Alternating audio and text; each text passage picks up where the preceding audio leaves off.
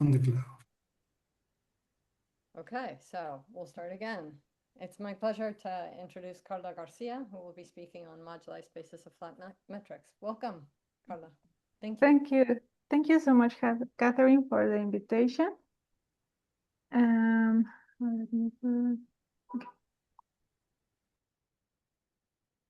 So I will speak about moduli spaces of flat metrics. It's a work with Amaranta Membrillo, Solis, and Motellus Balinus. We did it the last 2 years, maybe 3 years.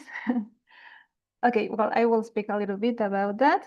But first, I will introduce these moduli spaces of flat metrics.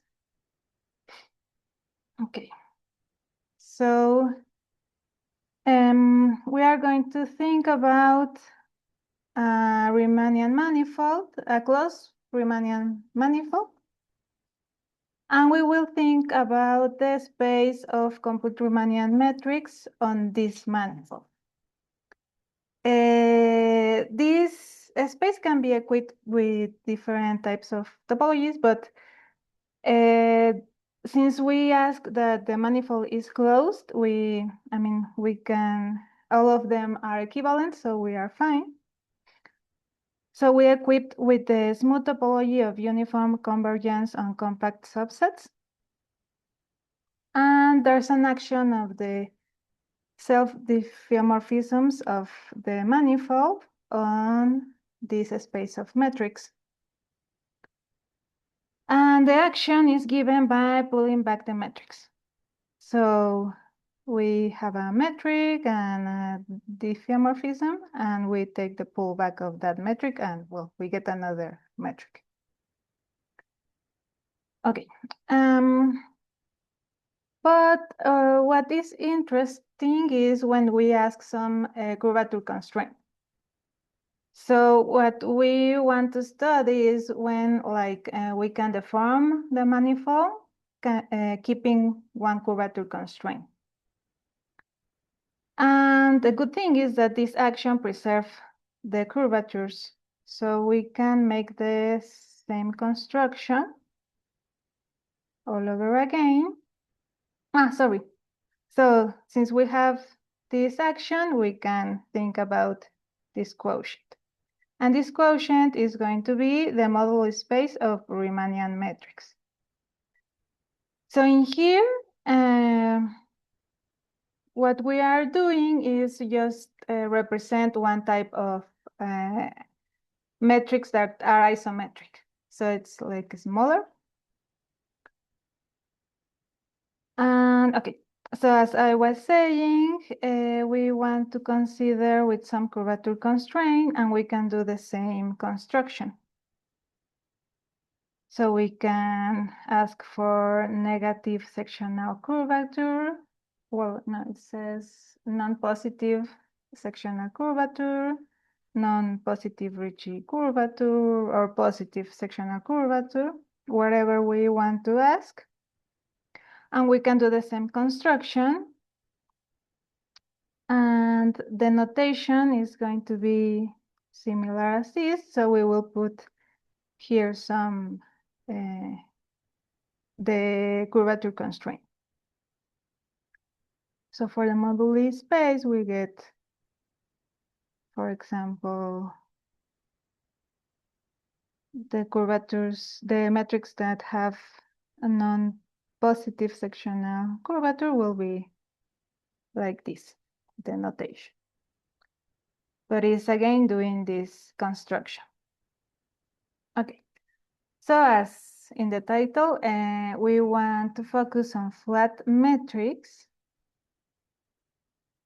So first of all, what is a flat metric? Is a Riemannian metric on the manifold, which has 0 sectional curvature. So it's constant everywhere and it's 0.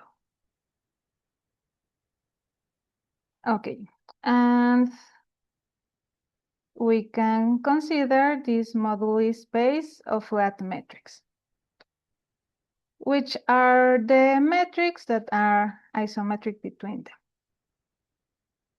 Okay, so we want to understand, our main goal is to understand this moduli space. Okay, well, first let's see some examples of which type of manifolds accept or admit a flat metric. That actually we will going to call them flat manifolds. Okay. So let's see some examples. And well, I put it like, okay. So one example is, I mean, it's non-closed, but is our first example, Rn, with usual metric.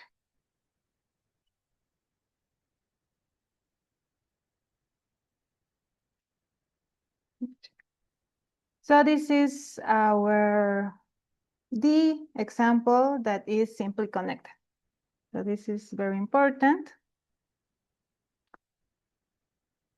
And the other very usual example is the n torus. I will just put the 2 torus.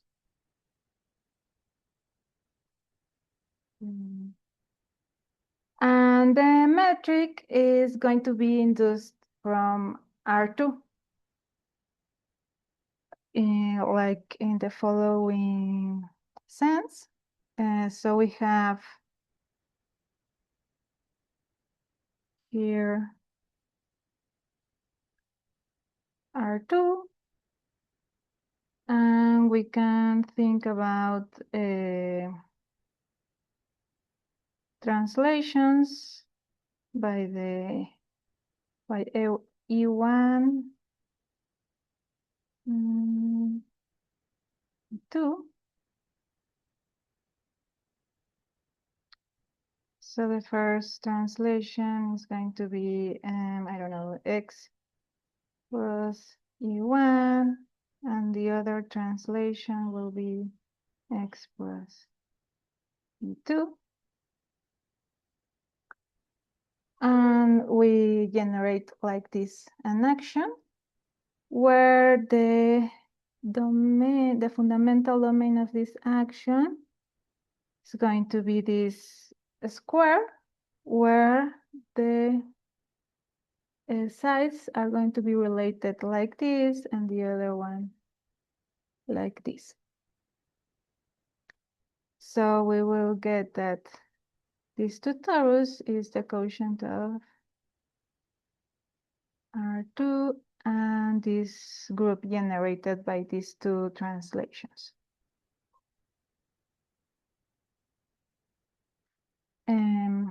Okay, and the metric in there is induced from the metric on R2. We can also think about the bottle claim.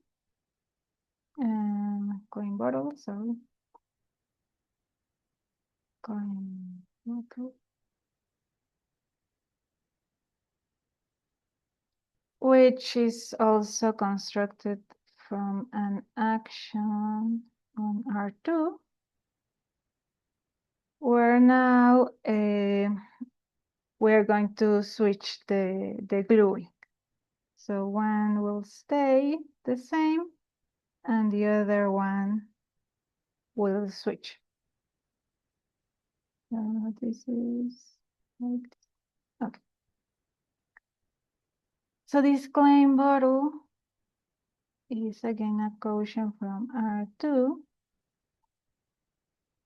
And now this group will be the 2 translations we had before and a reflection that I call it epsilon,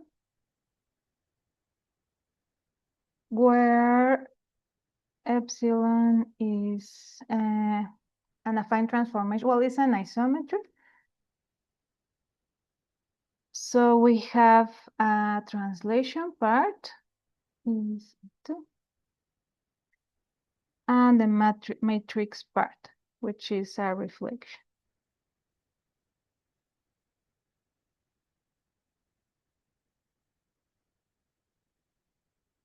Okay. So And again, the metric in here is going to be induced from the usual metric on R2. And it turns out that all of these flat manifolds will look like this. So this comes from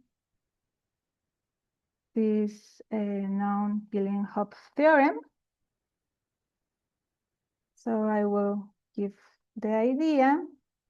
So we start with a closed flat manifold. And let me see, I think that's fine. With its flat metric. And then we can consider the universal cover. And we lift the metric.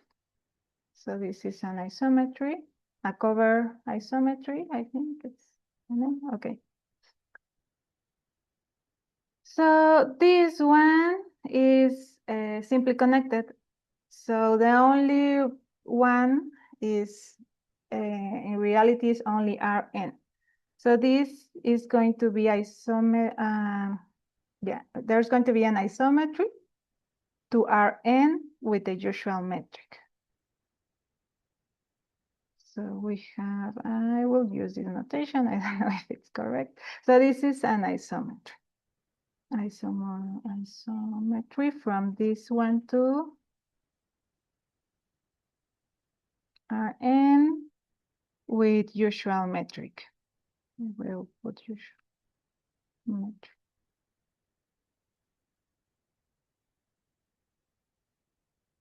Okay.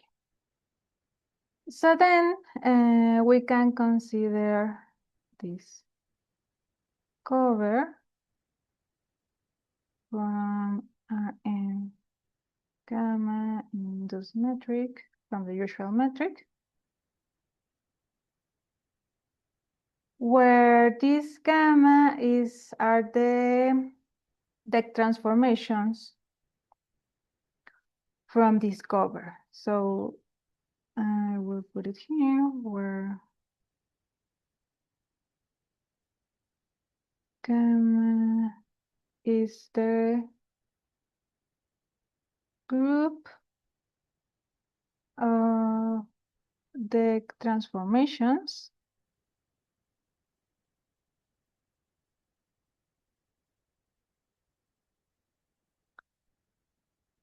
and so we will get that there's also an isometry here.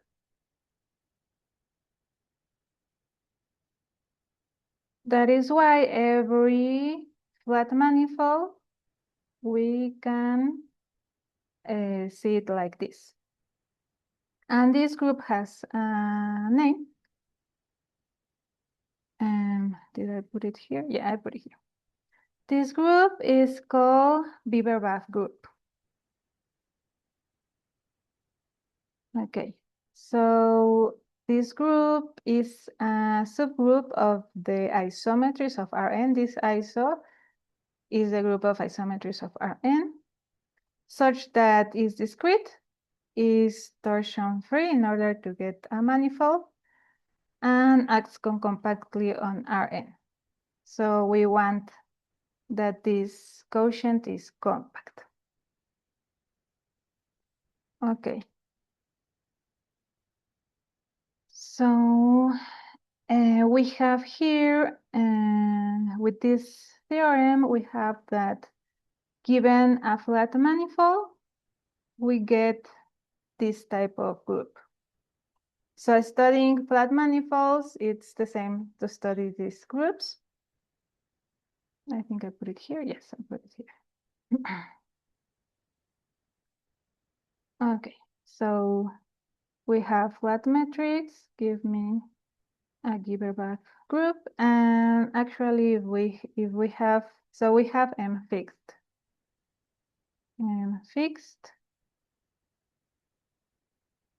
And we can consider another flat metric on M. Let's put another.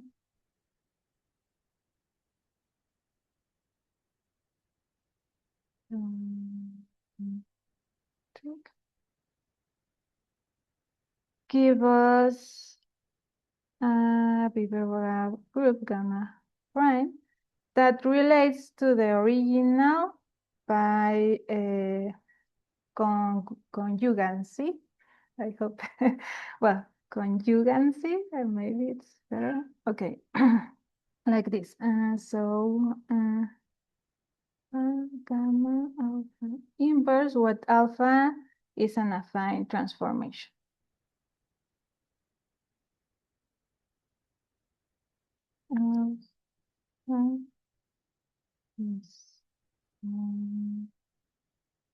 Affine transformation.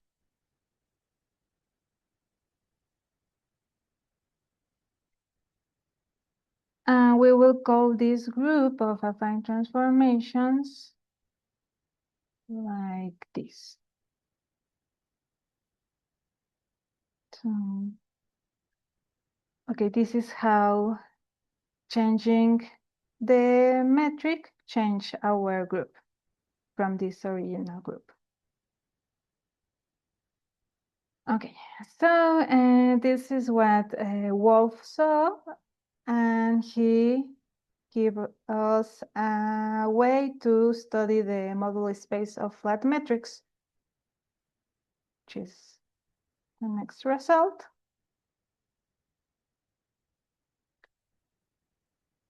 So the Wolf theorem is like a very old theorem. It says that the Moduli space of flat metrics on this flat manifold, where we already put it like a quotient, where this gamma is a Bieberbach group, is given by this double quotient. So as you saw before, if we change the flat metric, it changed by conjugancy by an affine transformation. But this has to be again a Bieberbach group. So we need to be again a subgroup of the isometries of Rn. And since we are considering the Moduli space, so we have to get equivalences between the metrics that are isometric. So if the conjugancy is given by an isometry, we'll give a metric that is isometric. So we quotient out the isometries, but we still have to consider this other group that actually it's hard to study this group, but okay. This group is the normalizer of gamma in the affine transformations of Rn. So this group are the ones that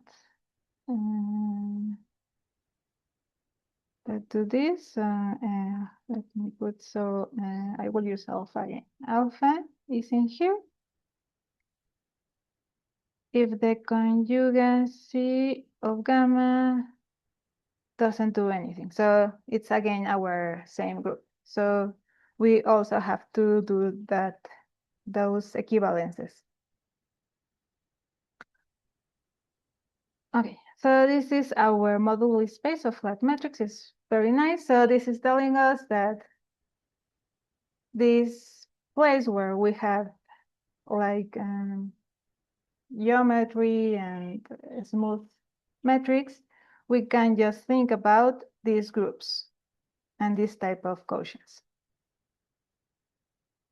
Okay.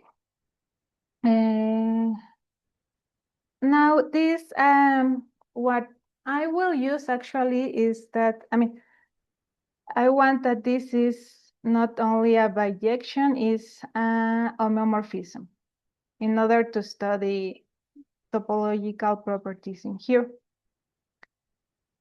I didn't found any reference of this, and last time I took Bieberbach asked me about it. So I tried to remember what I did in my thesis. So in order to get some argument that this is actually an homeomorphism, we can think about the next idea. So it's just an idea. I put the details in my thesis, but so the result actually gives us an homeomorphism. And so we have in this side, we already have a topology. Now we have the topology, so this is and that topology comes from this space of metrics.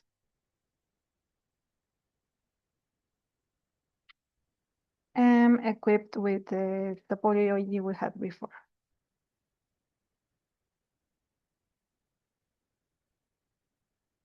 With smooth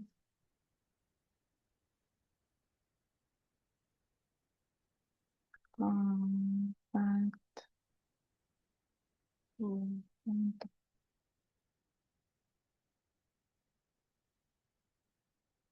Okay, so this topology somehow also gives some relation with the derivatives.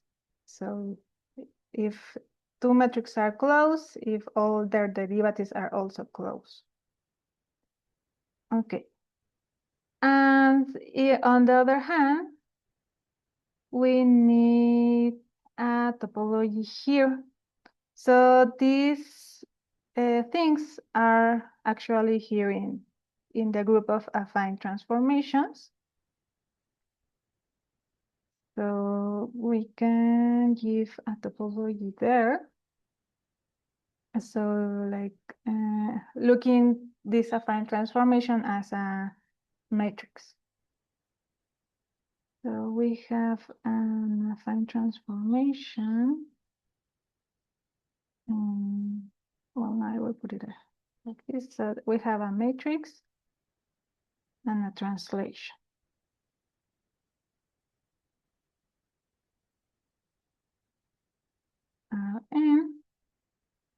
And well, actually, this is a semi-direct product with this group and the translations. Okay. So we can look at this affine transformation inside of a group of matrices, like putting the matrix here, 0 here, the translation here, 1 in here. So this lives in GLN plus 1.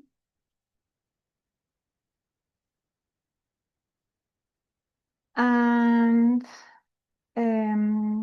so we can get all this group inside here, and we get a topology, since we have a topology in here. So we get a subspace topology. Topology from this space of matrices.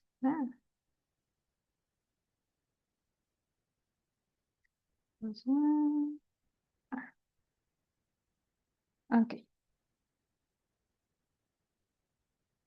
Now, now we have topology from both sides, and then we have to choose our a representation of the matrix. So we start with a metric here.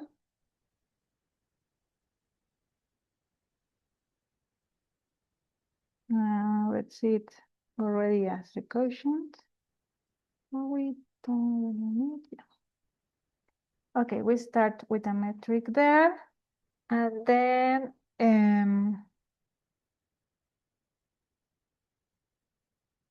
So as you remember, well, I will put it, so M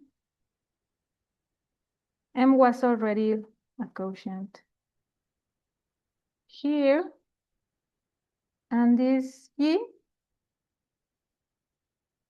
give us a gamma where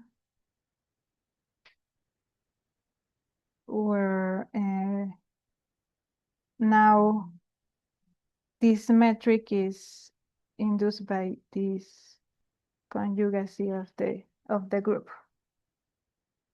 So this flat metric gives me this affine transformation, where this affine transformation to this. So this is again a Bieberbach group. Okay, so what we have to do is, given this metric, we have to choose this affine transformation in order to have some control on how things change in order to get some continuity. And the idea is, so we have here, now I have some more space. Okay. So, okay, we have here our original manifold. We have metric and the universal covers. So we lift this metric and we choose this gamma in a way, like, for example, using the Gram-Schmidt process to get an orthonormal basis now with this metric. And then we choose that orthonormal basis to go to the usual basis in Rn, and then we use the exponential map. So, well, I will, if you have more questions, I can tell you later, but that's more or less the idea. So using this, choosing basis here in the tangent space, getting it where we want it to get to be, and then using exponential maps to put it everywhere on Rn, and we get our affine transformation that will depend on our G. So if we change continuously the G, this will change continuously. So that's how we can check that this is actually an homeomorphism. Okay. So we have this homeomorphism, so we will focus to study this double quotient. So basically studying these types of groups. Okay. Now, since this very general setting, we can reduce it even more, considering these other spaces, because, well, not all of them will be groups, but okay, we can consider the projection. So we have here the affine transformations.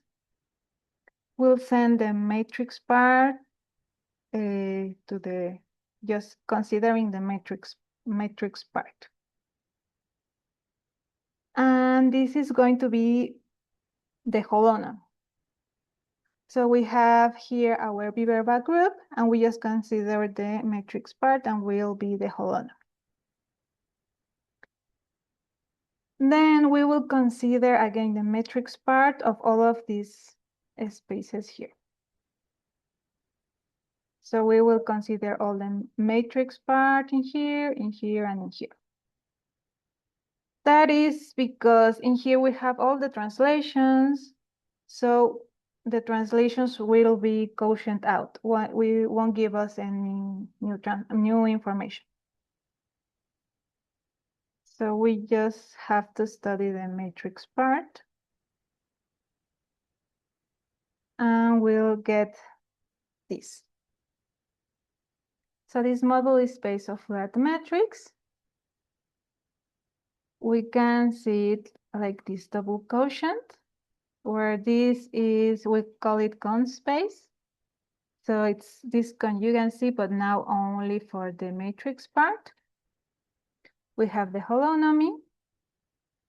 And in here, we also project the matrix part.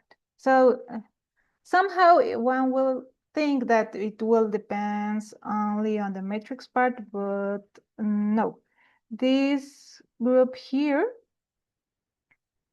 we need to consider the translations before computing this projection. So that's why it's hard to compute this one. Okay, so we have reduced this moduli space of flat matrix to this double quotient. And people has considered this type of setting.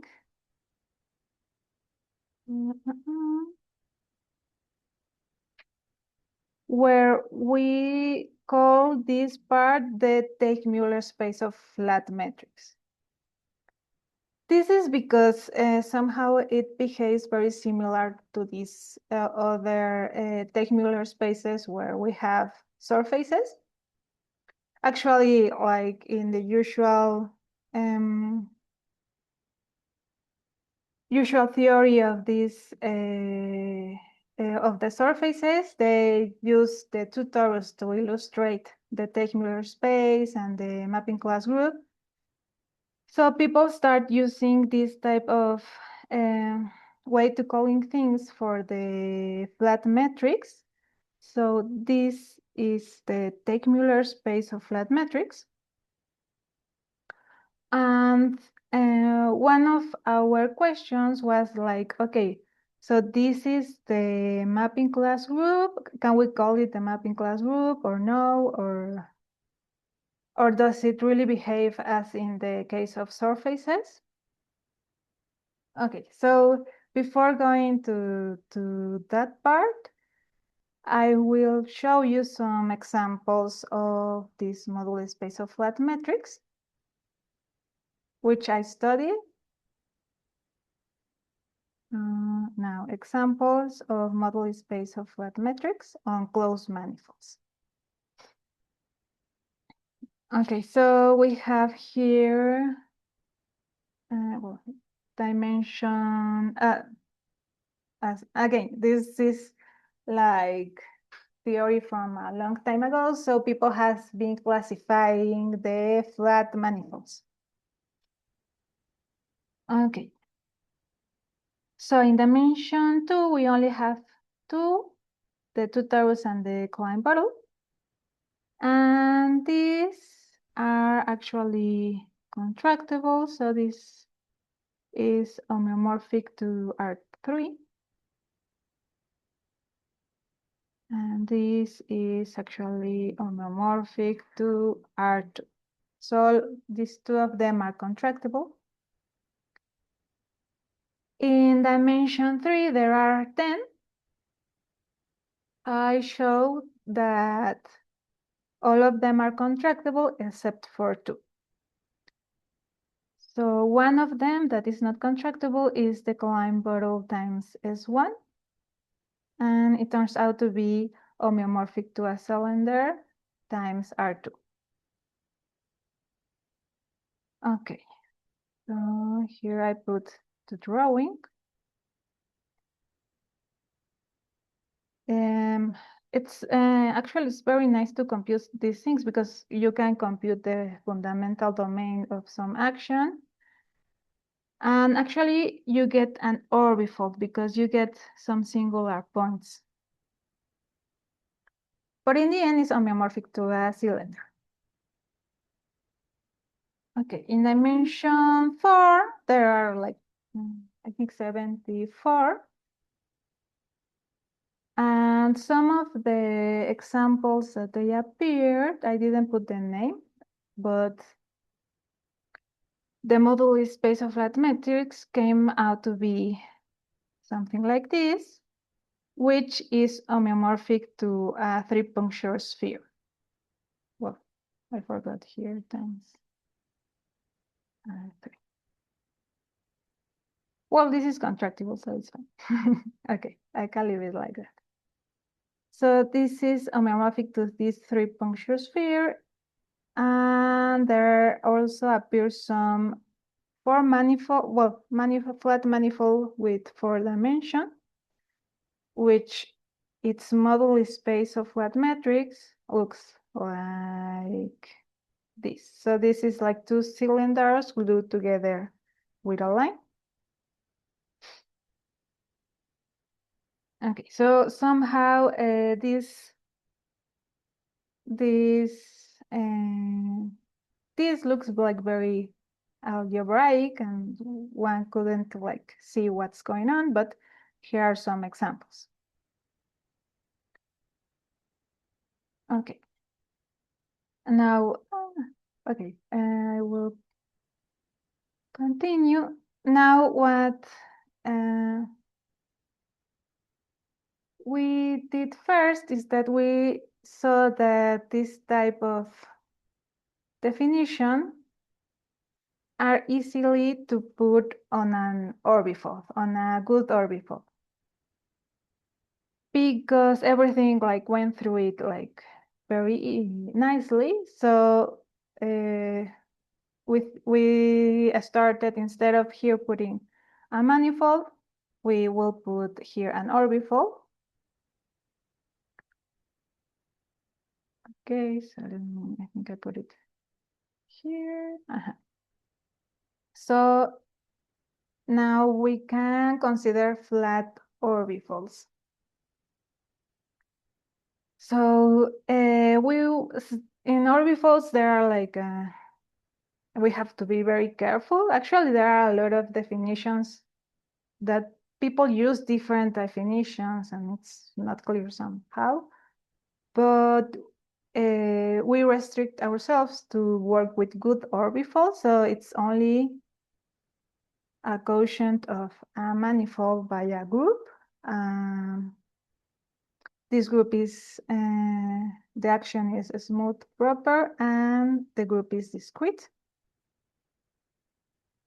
And we can consider a metric on the orbifold in the sense that behaves well with this action. So we have here this orbifold admits a invariant Riemannian structure on M. So we will study the ones that admit a Riemannian structure in a way that in each chart we have a zero sectional curvature. So we want again this type of flat metrics. Okay, so there's also these constructions. And one again can consider the space of this flat matrix. And before going to that, so again, so we have a flat orbifold, and as you remember, that given a flat metric on the orbifold, we get a group. It's the same as in manifolds, so we also get a group. But this group now is called crystallographic group.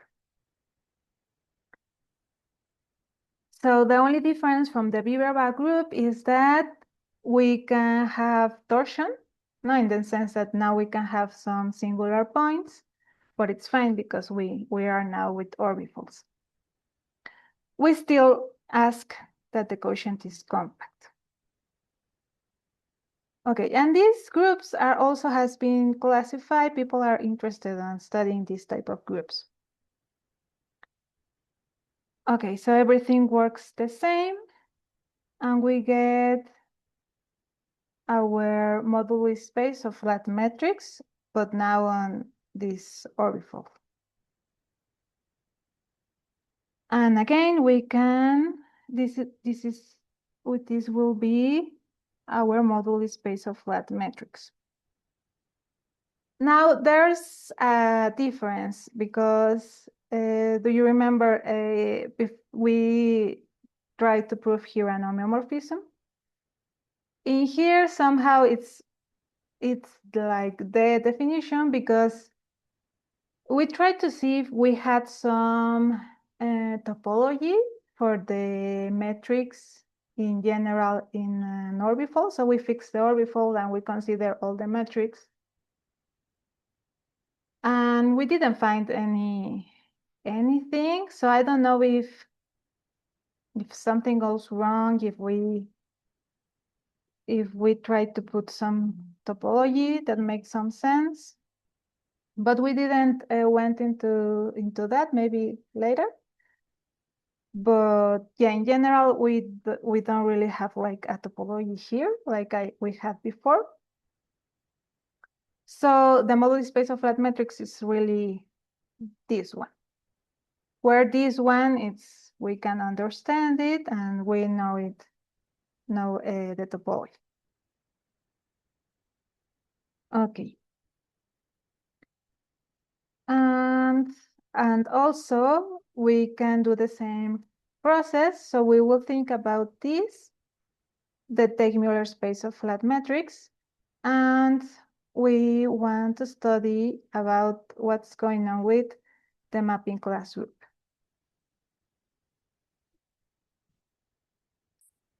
Okay, so the mapping class group, first of all, also this theory was a little bit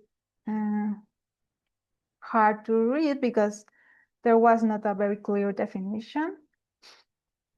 But this is like the most general definition we could find. So the mapping class group comes with a category and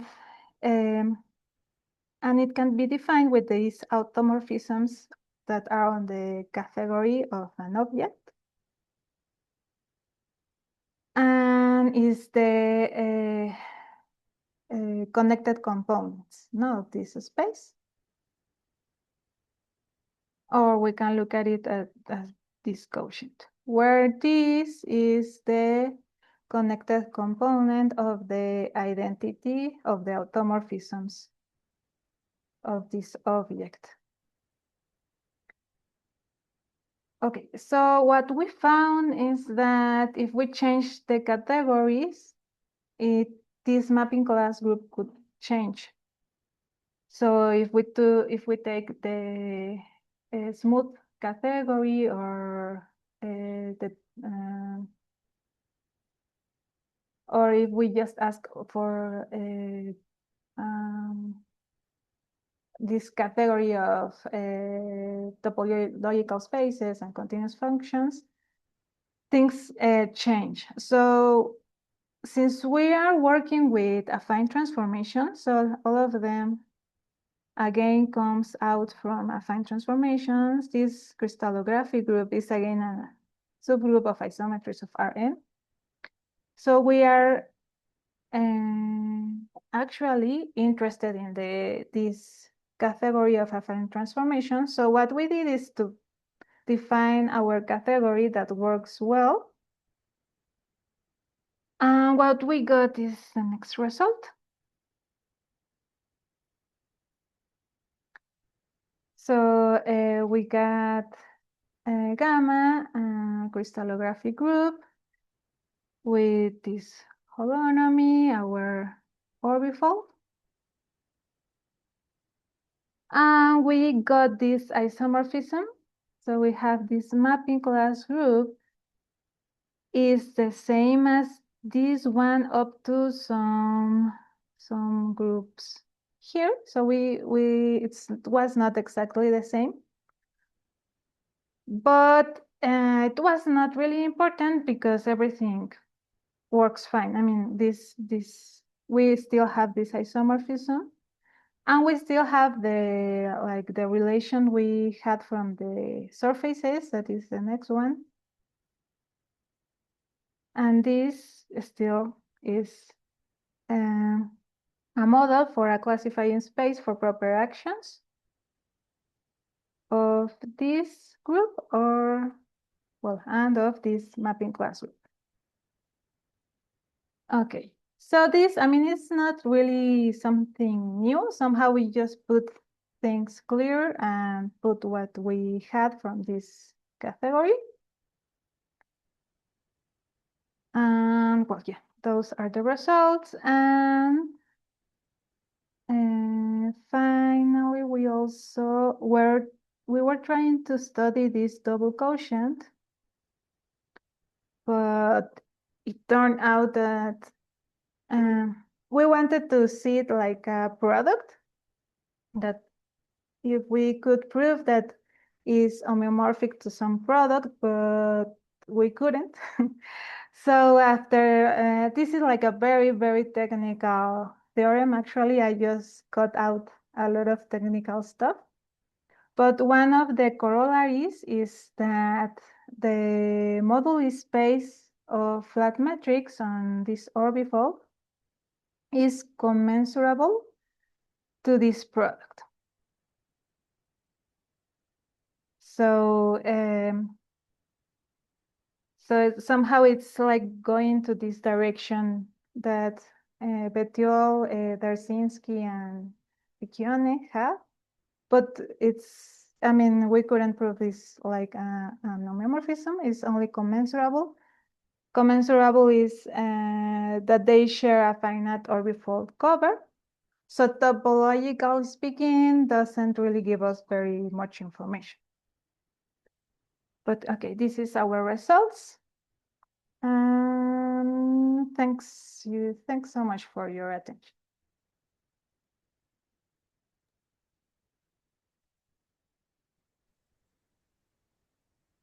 Thank you. Are there any questions from the audience for Karla?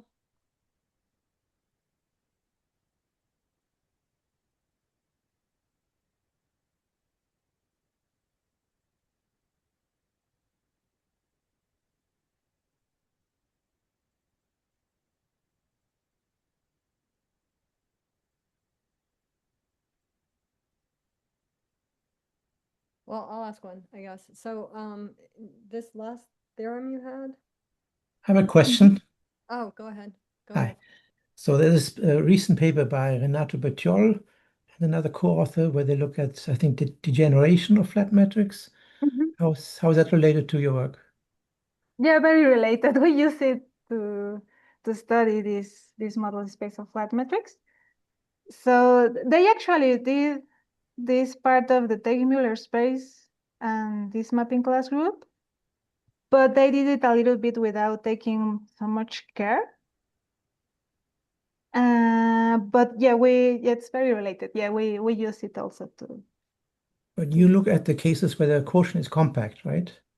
Or yes. So I think they're interested in the case where it's not compact and how they degenerate when the like a No, collapsing, I a think it collapsing was of the matrix. also compact, if I don't remember.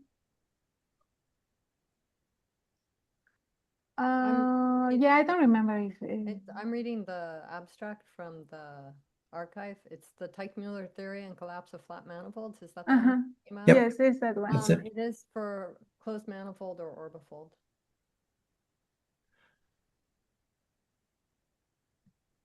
I don't remember, but I mean, that's what the abstract says, closed manifold. Or yeah, I think it was closed manifolds.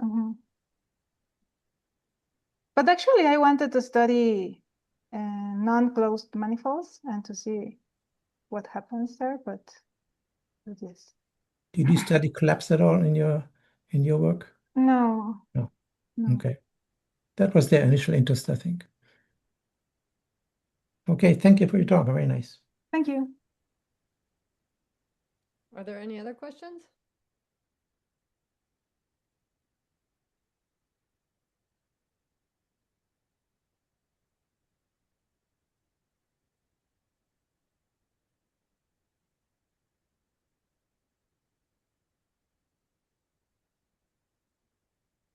If not, let's thank Karla again, I guess. Thank you. Bye. So thank you. Nice talk. I read something in the chat I should read probably. Oh, it says my mic is extremely quiet. Sorry about that. I'm too far away. Yes, it's hard